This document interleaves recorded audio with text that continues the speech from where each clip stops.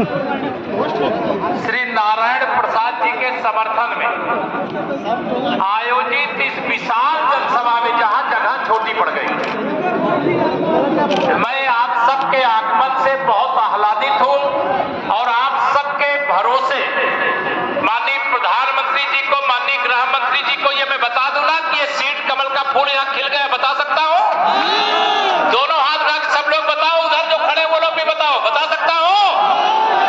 चलिए, मैं आप सब पर भरोसा करके ये मैं माननीय प्रधानमंत्री जी से, माननीय गृह मंत्री जी से, माननीय राष्ट्रीय अध्यक्ष जी से ये कह दूंगा कि फिर एक बार एनडीए सरकार बनाने के लिए नौतन विधानसभा से नारायण प्रसाद जी को आप अपना आशीर्वाद देकर के विधानसभा भेजने का काम कर रहे हैं। ठीक है?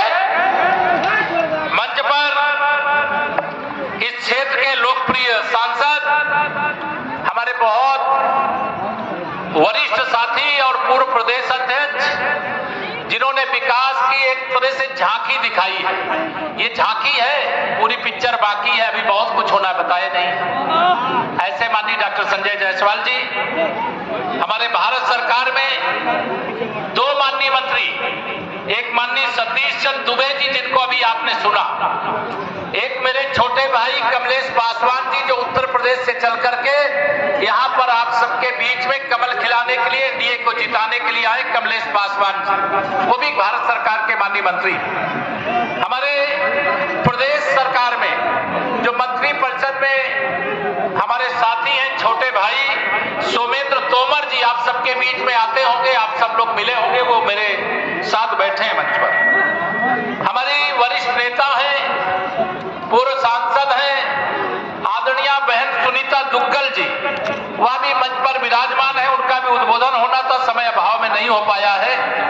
हमारे जिला अध्यक्ष श्रीमान रूपक श्रीवास्तव जी, हमारे जेडीयू के जिला अध्यक्ष श्रीमान शत्रुघ्न कुशवाहा जी, एलजेपी के जिला अध्यक्ष एलजेपी रामविलास पासवान, श्री दीपक मिश्रा जी, राष्ट्रीय लोक मोर्चा के जो हमारे जिला अध्यक्ष श्री शैलेश कुशवाहा जी, और जेडीयू के जो महासचिव श्री ब्रजेश कुशवाहा जी, विधानसभा प्रभारी नौतन के श्री राजेश उपाध्याय जी, प्रवासी श्रीमती रेशु भाटिया जी, और प्रदेश उपाध्यक्ष युवा मोर्चा धनरंजन कुशवाहा जी, और सम्मानित मंच, यहाँ सामने बैठे हुए मेरे सभी पिता समान बड़े बुजुर्गों, मेरे सभी नौजवान दोस्तों, मेरी माताओं और बहनों, मेरे पत्रकार साथियों, मैं पहले से शुरू करूंगा क्योंकि जंगल राज जिसकी चर्चा अभी यहां मंच से की भी गई है, क्या कोई जंगल राज फिर से वापस चाहता है क्या?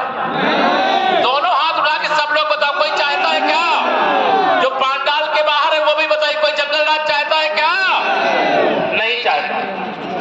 और इसलिए रिकॉर्ड वोटों से, जैसे 2010 में बिहार के अंदर 243 सीटों में से 206 सीटें आप लोगों ने ही जिताई और श्री नीतीश कुमार जी के नेतृत्व में एनडीए की सरकार बनाई। आप बताइए, नीतीश जी के नेतृत्व में भारतीय जनता पार्टी के साथ गठबंधन की सरकार बनने के बाद बिहार और बेतिया में बदलाव आया है कि नहीं आया? दोनों हाथ में बदलाव आया है कि नहीं आया है? अब ये बताइए, क्या श्री राहुल गांधी और श्री तेजस्वी यादव, ये जंगल राज वाले, भ्रष्टाचार का राज करने वाले, क्या बिहार का विकास कर सकते हैं? क्या बिहार के गरीब का विकास कर सकते हैं क्या? अभी इनका एक फर्जी वादा, मैं कहता हूं बिहार की जनता से चुनाव से पहले ही फ्रॉडगिरी शुरू कर दिया। आप सोचेंगे क्या फ्रॉड है? तो मेरे बहुत सारे नौजवान हैं, जो नौजवान नहीं उन परिवारों के प्रमुख हैं, क्या बिहार के प्रत्येक परिवार को ये जंगल राज वाले श्री तेजस्वी यादव और श्री राहुल गांधी हर परिवार के एक सदस्य को नौकरी दे सकते हैं क्या? दोनों हाथ उठा कर दे सकते हैं क्या? तो चुनाव के पहले ही जिन्होंने टेलर दिखाना शुरू कर दिया, अगर चुनाव में ये जीत जाए तो बिहार में जंगल राज पार्ट 2 आने में 1 मिनट देर लगेगी क्या? इसलिए मैं आप सबको ये कई चीजें कही। मैंने सुना कि इन्होंने कहा जीविका जो हमारी दीदियां 1 करोड़ उनको 30,000 रुपया महीना देंगे और 3 करोड़ बच्चों को नौकरी देंगे।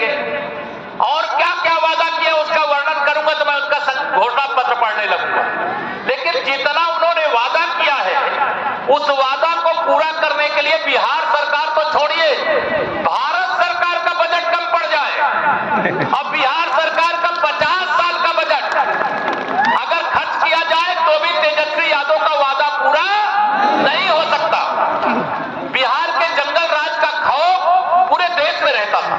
बिहार को बदनाम करने का काम श्री लालू यादव जी की सरकार के समय हुआ और बिहार को बदनामी से बाहर निकालने का काम एनडीए की श्री नीतीश कुमार जी के नेतृत्व की सरकार बनने के बाद हुआ।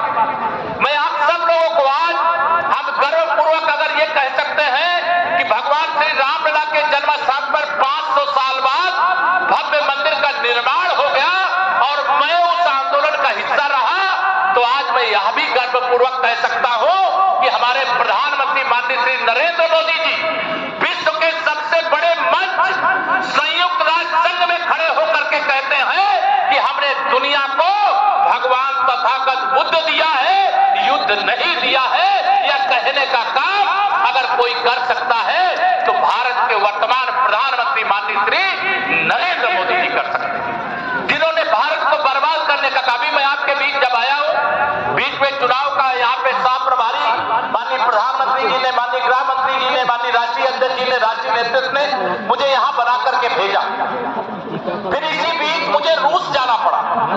माननीय प्रधानमंत्री जी ने कहा भगवान तथागत बुद्ध की अस्थियों का अवशेष है और यहाँ से हजारों किलोमीटर दूर रूस में भगवान बुद्ध की पूजा करने वाले अनुयायियों की अनंत संख्या है। उनके बीच में ले गया, वहां आबादी एक स्टेट है कलमिकिया, 3 लाख की आबादी है और जब अवशेष की इतनी छोटी सी वो अवशेष का अस्थि थी, उसको हम लोगों ने बहुत सुरक्षित करके ले गए। उनके दर्शन करने के लिए जैसे यहाँ भीड़ लगी है ना, 1 सप्ताह ऐसी भीड़ भगवान की अस्थियों के दर्शन करने के लिए वहां रूस में लगी हुई थी। मैं आपको ये बताना चाहता हूँ, प्रधानमंत्री माननीय नरेंद्र मोदी जी ने मुझे अवसर दिया भगवान के पवित्र अवशेष ले जाने का। मैं अपने को सौभाग्यशाली समझता हूँ। मैं आप सब लोगों से आज यहाँ पर कहना चाहता हूँ, ये बिहार की धरती है। राजनीति की गहराई अगर किसी को जानना है, समझना है, तो उसे बिहार आना चाहिए। विकास के नाम पर जिस बिहार में कुछ नहीं था, आपकी समझ ने नीतीश जी के नेतृत्व में एनडीए की सरकार बनकर जब काम किया, सड़क तो चारों तरफ बन रही है। आप मैं देख रहा हूं कि प्रदेश की राजधानी पटना प्रदेश के किसी कोने से 2 से 3 घंटे में आराम से पहुंच सकते कि नहीं पहुंच सकते। ये जो सड़कें बनी है, क्या श्री राहुल गांधी और श्री तेजस्वी यादव की सरकार होती तो बन सकती क्या? जोर से बताओ, बन सकती क्या? सड़क कागज पे बनती, धरातल पे नहीं बनती। विकास के नाम पर जो पैसा ये लोग लाते थे या खर्चा करते थे, इनका फार्मूला क्या है? इनका फार्मूला है कि अगर 1 रुपया किसी योजना का पैसा किसी के नाम पर देना है, तो जिसको देना उसको 15 पैसा और 85 पैसा ये श्री राहुल गांधी और तेजस्वी यादव एंड कंपनी का गैंग आपका हक खा जाता था।